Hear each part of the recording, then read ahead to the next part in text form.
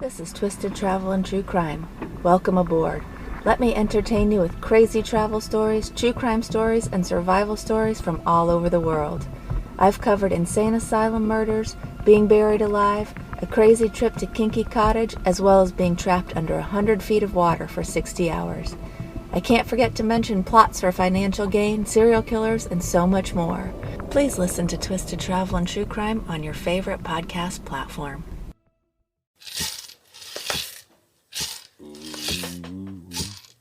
You're listening to Sirens, a true crime podcast, brought to you by the Sirens Network. This podcast contains explicit content, so listener discretion is advised. The opinions expressed on this podcast are solely the views of the hosts and do not reflect the views of affiliates, associates, or sponsors of this podcast. This is Sirens, a true crime podcast.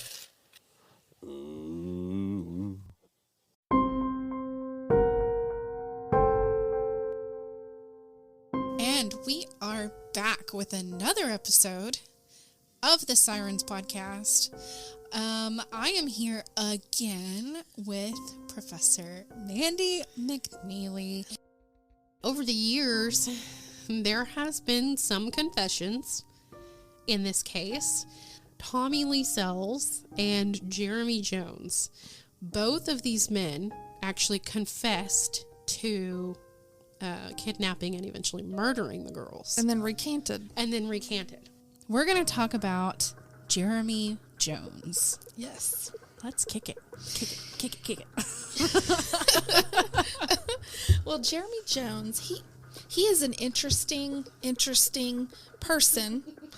Where to begin with him? Where do we start with Jeremy Jones? He was, okay, so I should start with his birth. He was born April 12th, 1973. Okay. And he was born in Miami. That's where he grew up. Miami, Oklahoma. Miami. I said Miami. Miami, Oklahoma. Miami, Oklahoma. Yes. And that is where we went through Miami when we went up to speak with Lorraine Bible. Yes. And that's the first time I've ever been to Miami. So now that you're mentioning it, now I can see it in my brain. Yes. And it's, it's basically... And those railroad tracks that run like straight across the whole whole yes, thing. that was in Miami. It's a small town. A lot of the... I say a lot. All of the towns in northeast Oklahoma, outside of Tulsa and Jinx, some of those areas are small. Yeah. I mean, they're little. And they sit really close to the Kansas border. Yes. But to the Missouri border, because it's just kind of in that corner. And so we're talking about a smaller population, not a big city like you would think about, so you're talking about a lot more rural communities is what I mean. Another small town, Oklahoma. Yes. And there are a lot here because the land is, there's so much land. I mean, and so it's so widely just infiltrated with farmland, but not as many people. Right. Yeah. Even though sometimes it feels to me there's a lot of people. Too many people. There's not. And so Jeremy Jones was also a serial killer. And so he was known to have killings between 1994 and 2004. Wow.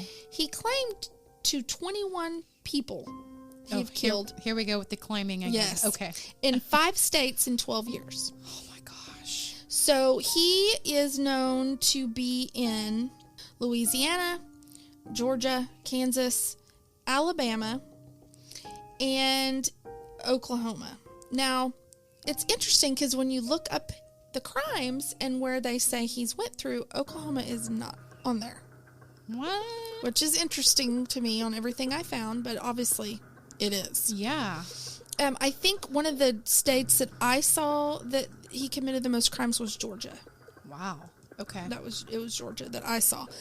His timeline is kind of strange. Yeah.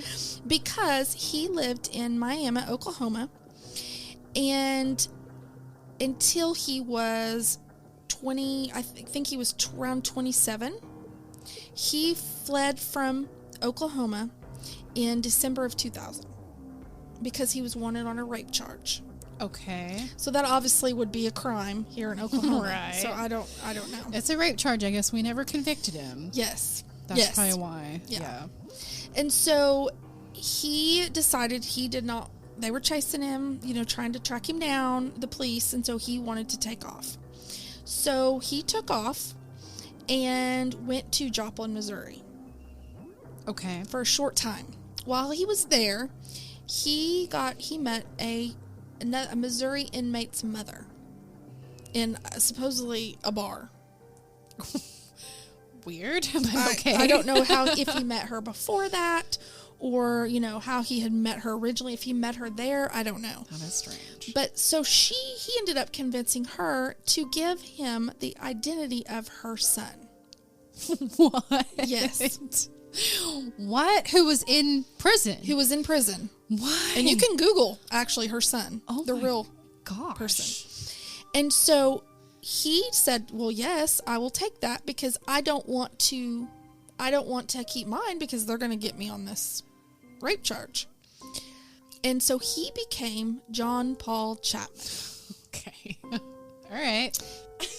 I'm sorry. I'm stuck on the ID thing. Yes. Because if her son was in prison and he used that ID anywhere and they ran a check, wouldn't they immediately try to take him to prison? Oh, no. They never caught him on his fingerprints for any of his... Wow. Okay. Any of his upcoming things that he does. That you're about to tell me about. He gets off. Wow. Because okay. they can't match his fingerprints. Oh, my God. Okay. Yes, I know. So, okay, this is going to be wild. Y'all. Mind you, this is before... DNA was around, but this is before DNA was really like a big thing. Yes, because this was December of 2000. Yeah. So. Okay. So he moves on to Alabama and lives with a friend that he knew. He would get arrested for theft charges, for different charges, and they wouldn't match his fingerprints up. So he would just move on and then go to Georgia. And then back to Alabama. I mean, he would just float around. Every time he thought someone was close to him, he would go on. And, the police were going to get him, he would move on. So his kind of modus operandi was shooting and stabbing. But, this is a big thing, he did burn things. He did put things on fire. He's the one that liked to set fires. Yes. Okay. He did. Okay. He was... a little bit different than Tommy Linsells because he was more of the, I would say, shadier in the way he did things. Mm-hmm. He would move around a lot. Obviously, he changed his identity. He was not like, I'm on methamphetamines and I'm just going to do this and I'm just leave it. Yeah. He was a little bit more, even though he was on drugs. Yeah. He even says he was, and that he did a lot of drugs and alcohol. He was a little bit more sneaky with his dealings of things, and was known to be a drug dealer. All right. Throughout several areas. And when I was looking at his, interviews compared to Tommy Linsells that we've talked about for the Bible, for the Lauria Bible, Ashley Freeman case, he looked much harsher to me, much more. I don't care. Yeah. You can't touch me type of situation than amusement I saw with. Kind of like I'm going to get away. Yes. Like, I'm going to get out of here. Yeah. Or even if he didn't care. Yeah. He was just, yeah. He just did not. It was not amusement. It was just, this is, I hate this world type of situation. And when he went to Georgia and he lived with someone, and then the person that he lives with, girlfriend, ended up being killed, stabbed to death. Alabama was a place that he said that he would go around and get prostitutes. He killed 3 prostitutes, he said, in Alabama, and he's killed 5 in Atlanta, Georgia, and another in New Orleans. That he confessed to that? Yes. Wow. And so he would just kind of, he said, go around, he'd pick up prostitutes, and he was known, and I want to explain a little bit about him, because he was known as kind of a very smooth talker. Yeah. And he was, relatively, he was pretty good looking. I mean, he was a nice looking guy. And so he had no problem getting women, is from what I've read. And, you know, had, as far as I knew, every time you read, he had a girlfriend somewhere, even in prison. And he would go around and meet women and then just turn into a monster. Oh my gosh. And so that's kind of what he did.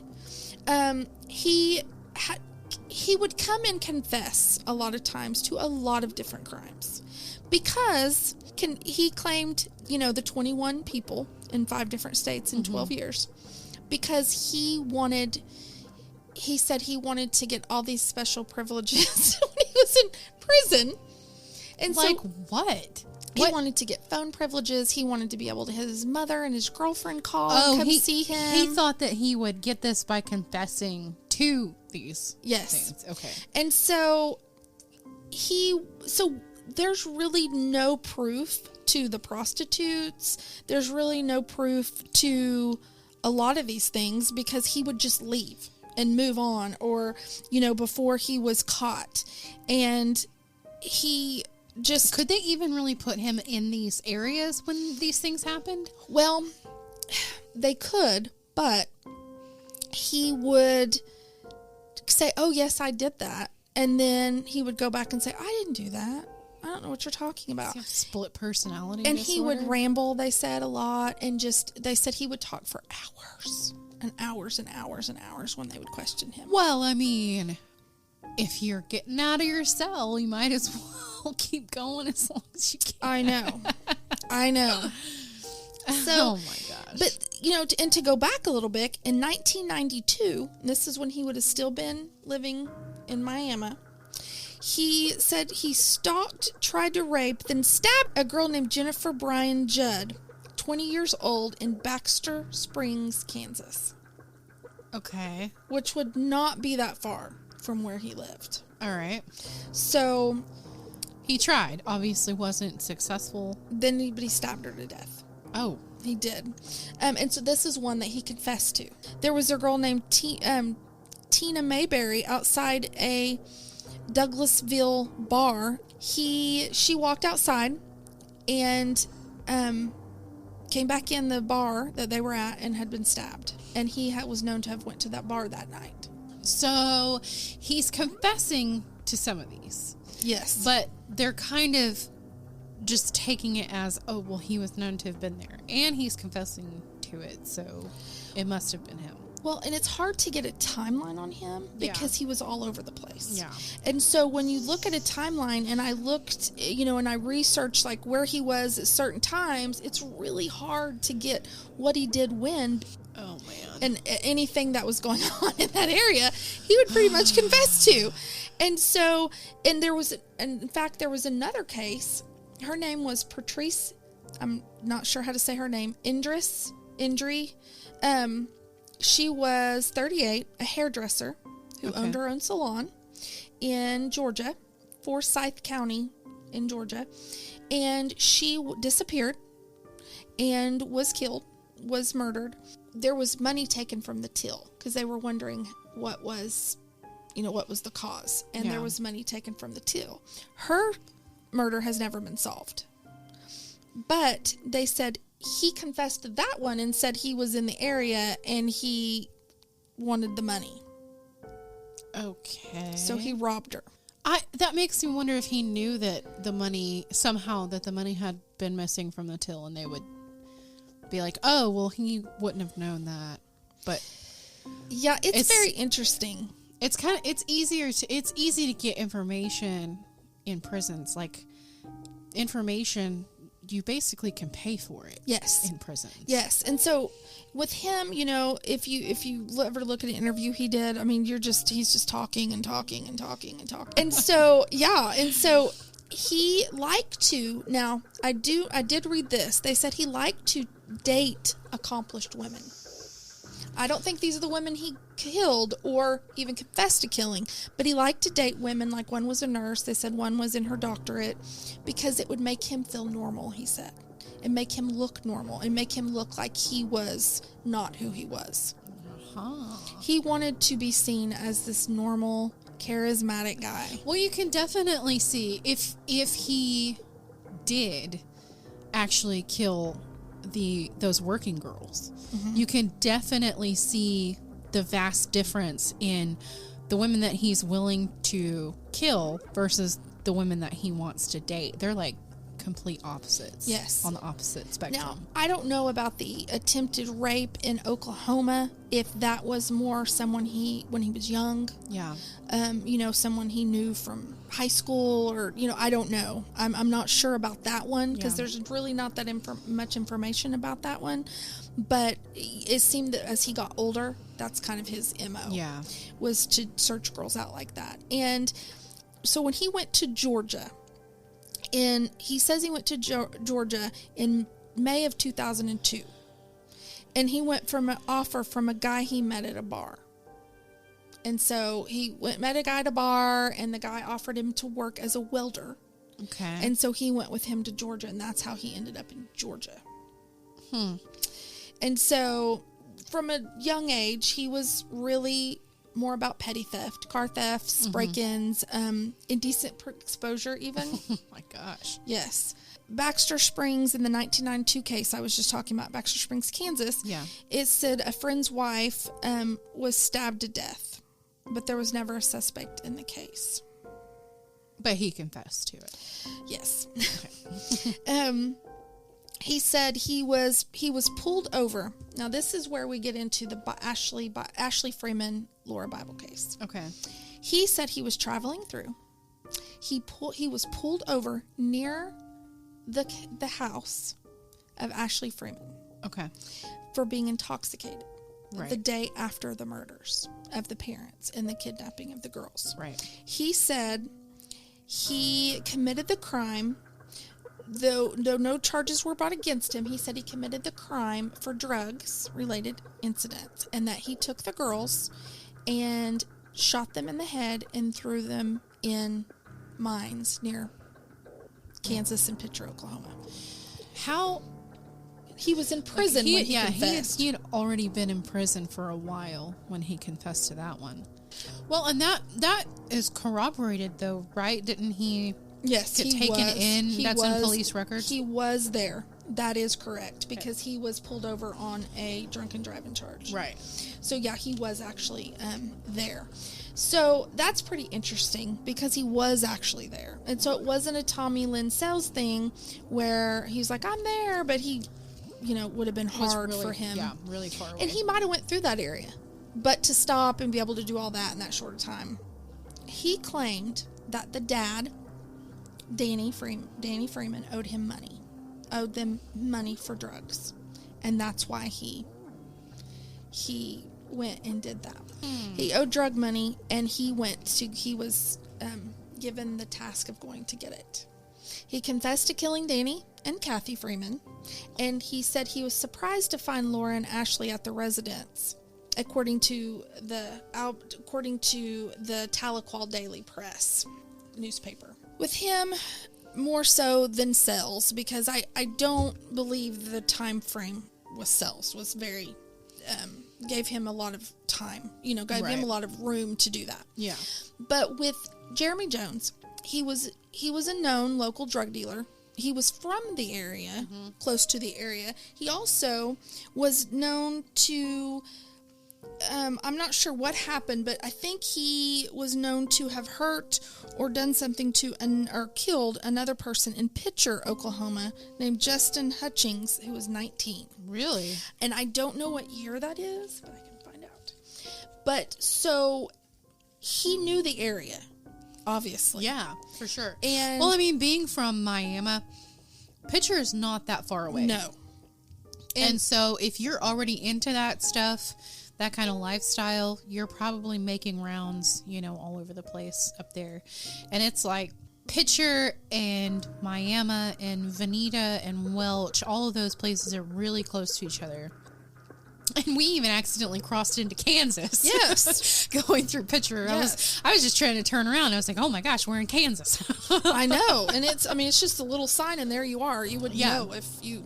I know. Didn't see the sign. And so, like, it makes sense that he would know all of those areas really well. Well, he did. Okay, so here is the information about Justin Hutchings. He was found in the street of Pitcher, Oklahoma, and he was 19 of Baxter Springs, Kansas. He was found dead on September 11th, 1999. So this was very close to the Ashley, Freeman, and Laura Bible case. Just a couple of months. So you know he was, yes, he was arrested, but you know he was in the area shortly before then too. Yeah, for sure. Detectives say Jeremy Jones confessed to giving Hutchins a lethal injection. Of what? Drugs? It does not say. He's confessed to Jennifer Judd, 20, Baxter Springs, Kansas. See the thing here, a lot of Baxter Springs, Kansas. But Baxter Springs, Kansas is very close to the Kansas border. And I want to say too, there is some, I don't even know if you call them water runoffs or like a area that goes through there that a lot of people have said there's a lot of drug activity that was going on there during those years. Right. And so that's why you kind of see Kansas coming up a lot because, it's literally right there. It really is. Yeah. You would have to know Pitcher, Oklahoma to be able to maneuver through there because a lot of the streets are falling in and you talk about that, Raven, on one of your podcasts. Same, the Holly's Hauntings Pitcher. Yes. And it is really, if you have not listened to that episode, please go back and listen to that episode. I'm telling you, Pitcher, Oklahoma is like, I think I mentioned the Freeman Bible case just ever so slightly in that episode because I kind of wanted to allude to this saga we're doing right now. So Pitcher is going to be very important in this whole thing. If you haven't listened to the Pitcher episode, go back and listen to Holly's Hauntings Pitcher, Oklahoma, or the ghost town in Pitcher, Oklahoma, because you're going to need to know all about it going forward. And it's worth listening to. I'm telling you, there is no other city like it, no other town like it, and I've never seen another town like it. And there's a lot of historical data to that city, to that town. I keep saying city, but is it a city or a town? I don't know what you would call it. Technically, I think it's the city of Pitcher. But I would call it a town. Because it's not very big. Now, it was booming back in the day during the World War II era. Yes. And those are also, that all is all the information you're going to find out on the other episode of the Pitcher episode. Yes. So go listen to that. But you will see a lot of Baxter Springs with Jeremy Jones brought up because it's so close to that area. So apparently Pitcher was a charter. Oh, okay. So that's... And the charter was dissolved in 2013. I knew I had that information around here somewhere. As of 2014, only 10 people lived in the area. Yes. Yeah. Just like a rundown, it's there have been over 150 deaths in Pitcher, including natural causes. But yeah. Tornado. That's tornadoes. That's mining accidents. That's cancer. Yes, cancer. That's like everything. Okay, is covered. But that's a lot for. That is a lot for a little it is teeny not tiny very town. big. Yeah, and he was also, he also confessed to a man named Danny Oakley, 38, out of rural Delaware County. I know. Delaware County is in Jay, Oklahoma. I've never even heard of Jay, Oklahoma. Jay, Oklahoma is part of Delaware County. It is the Cherokee Nation. Okay. With the ones I just talked about, Danny Oakley, 38, and Doris Harris, 39, of rural Delaware County. They were shot and killed on February 1st, 1996. Their mobile home set on fire. That sounds awfully familiar. Yes. And that was in Delaware County. See, that's what I'm telling you. Like, he has to have something. He might not be the one that did the murders, but I'm telling you, he's too much of a firefly. Yes. And Lorene, which we'll get into later, but Lorene was saying that there were 4 people there that night. Yes. They've named 3. I still think he was the fourth one. Well, and this is the thing, and that's the reason I'm kind of reading actually more of his specific confessions, because instead of a lot of his confessions, his killings are so much similar to the type of killings in the Laura Bible Ashley Freeman case, and so I want to really hit on those so you kind of see his modus operandi is kind of the same. Very, very, very close. And then he was confessed to Catherine Collins, 47 of New Orleans. Then her body was found on February 14th, 2004 in a field. Jones confessed to stabbing, mutilating, and strangling Collins. Police alleged Jones was charged with the murder in January of 2005. So he was actually charged with that murder. His timeline is he was charged with that rape, but I think this was the first murder. Okay. The rape that he left Oklahoma for. There is Amanda Greenwell, 16 of Douglasville, Georgia. And that is the one. She is important because this is kind of what I think her killing is kind of what got him more on being very noticed and got him more where he was kind of on the map for getting them starting to catch on to him. Okay. And this is the thing, anytime you murder children, even people in the prisons don't like that. No, I mean, they're really gonna start to catch on to you. So he was charged with that murder, and that's not the murder that got him the death penalty, right? But that is a murder he actually was charged with. So I really think that was kind of starting the cycle of them catching on to him. Because remember, at this time he was not Jeremy Jones, right? He was Chapman, right? So yes, right.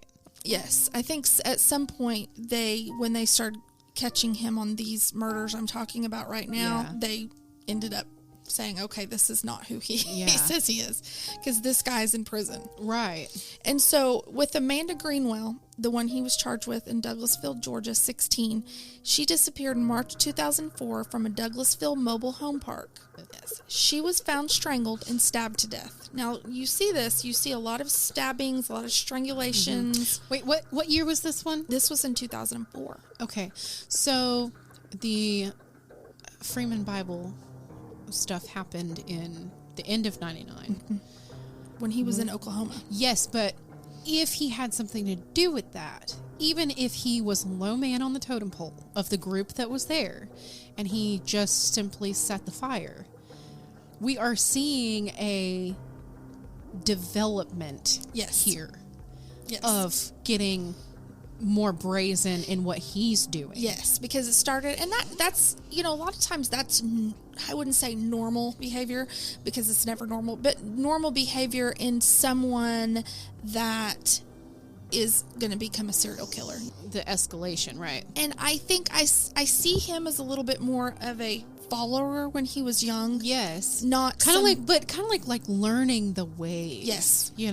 Because we do know that he was running around with these guys at the time, and they were like big into the drug scene, and he was actually drug running for these guys. Yes. So we know he started as low man on the totem pole.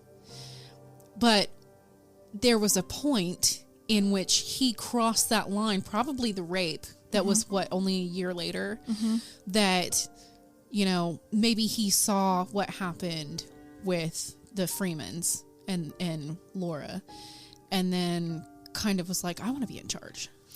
Yeah, and there's no telling what he did before that time. Exactly. But it's interesting how he leaves Oklahoma not too long after. Right. Not too long after. And we're seeing all of this escalation in the crimes and how much bigger they're getting. Well, I think he liked having the attention. Yeah. And I think he liked saying, oh, I did this. I do too. Yeah. And that is what makes me think that maybe some of these he didn't do, though, because it's all about his rep, Yes, it is. Yes. So he was charged with Catherine Collins' murder in February 14th of 2004. He was charged in January 2005, but her body was found in 2004. Okay. And then in March of 2004 is when Amanda Greenwell was murdered. So we're talking a very, very short time frame. Right. And then he confessed to Patricia Indris, I talked about her a little bit. She owned the hair salon. And she disappeared in April of 2004 from her Forsyth County hair salon. Okay. And then Lisa Nichols, 45, of Turnerville, Alabama. Now, this was the case that actually ended up bringing him down. Okay. So, Lisa Nichols was found September 18th of 2004. So, all these are really close together.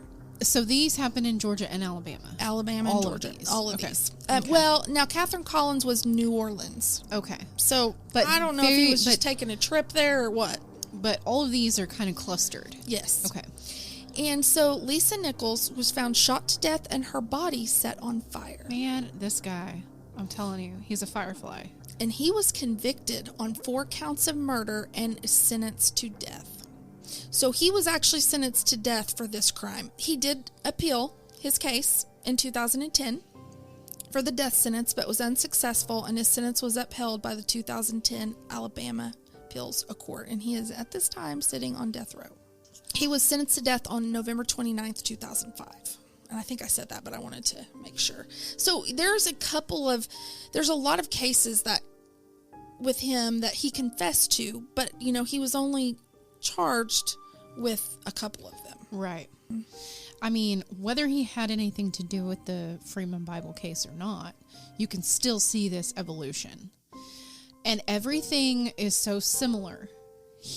In what he does to the Freeman Bible case, and he's only 15 miles away at the time of the murders, that it's really hard for me to believe. Knowing that he was ingrained with those 3 men who we'll talk about in that episode, that were basically implicated. And the similarities in the way it was done. And we know he was in with them. Yes. We know he was in the vicinity at the time. And a couple months before, so we know he must have been running drugs in that vicinity. Well, and we're not saying that he committed the murders. No. But I am saying that it's a very big if coincidence. he wasn't there driving the getaway car or actually lighting the fires, I still believe he knew something about it. Like, it's just hard to believe that all of those things are a coincidence. So Jones had claimed that Danny owed them drug money, and then he went out to collect it. Yes. He said he was surprised to find the girls at the residence, and then he told the police where they could find the bodies at. He apparently told them that that he had shot them in the back of the head and thrown them down a mine shaft in Galena, Kansas. Yes. Galena, Kansas. And they took him out there because there are so many, like we said, there's so many mines out there. This was in 2005. Authorities arrived in Galena and searched the area. Obviously, nothing was found. He later basically said he just wanted to get out of prison for a while and completely recanted his whole confession. And he wanted to see his mom and his girlfriend. Yeah. Galena is 21 miles away from Pitcher, just like right across the border. Yeah. And there's Baxter Springs. Isn't that what you were talking about? Yeah, Baxter Springs is right in between there. So it's really close. It's like 10 minutes away. It's small. Yeah. All of that's really small. Yeah. Jones came back and recanted all of his confessions. But he did have some polygraph tests, and some polygraph tests did show that some of his information that he had told originally where he confessed was true. Now, we talked about polygraphs. Yeah, you and I did. They're not, you don't hold up, but, that's still just a little piece of the puzzle. So, from what Jax and Lorene have said, Jeremy Jones started as a low man on the totem pole drug runner in this area, in the Welch Pitcher area. He's from Miami. Yes, Miami. So he kind of started as a low man on the totem pole running drugs in this, drug syndicate, whatever is going on there, in Miami. And of course, that goes out to Veneta and Welch and Pitcher and those places around there. Now, Lorene claims to know for sure that he did this.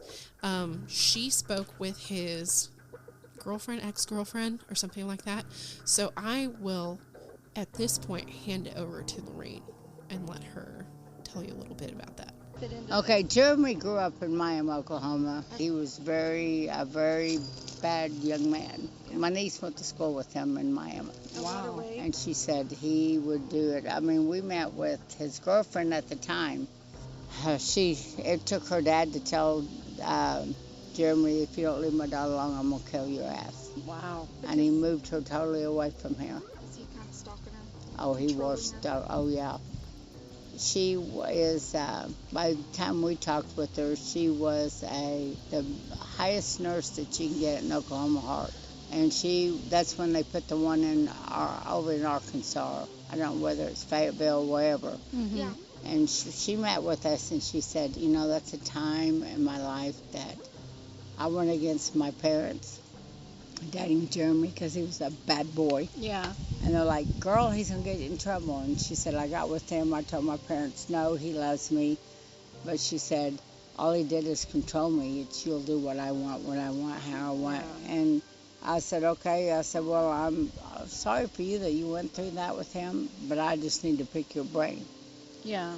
If you can remember back some of the stuff that he did. And she would say that he would get her. His car was always full of gas. Always.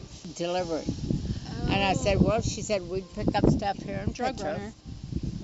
We'd go straight up through trees to 169 that goes back towards Chitopa. Mm-hmm. We'd end up, and that's when we found out he knew Charlie Kreider, the best friend, the other guy of Daddy's marijuana. Right. She said he knew Charlie Kreider. It's everybody knows everybody's situation. Well, that's what it is, yeah. And a runner will run for the different drug people. Yeah. They know info, but they also know what to say and what not to say. Well, Jeremy liked to know everybody's business. Mm-hmm. Like, he was the mastermind of everything. Right. She told us, and I said, so that's the link. How did Jeremy know Charlie? He knew Charlie Kreider, and if he went with Charlie to Denny's, that's how he would know, because he could tell you. But I didn't know whether it was he read it in the newspaper. Right, yeah. When you're in prison, you have access to all that bullshit. Yeah. But that's how we figured out how did Daddy and Charlie Kreider work into all this bunch. Well, that was how it would have.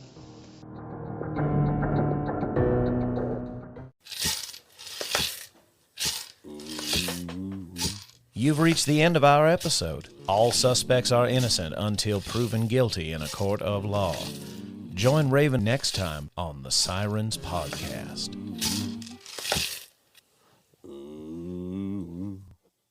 Do we have an outro? That's our outro, isn't it?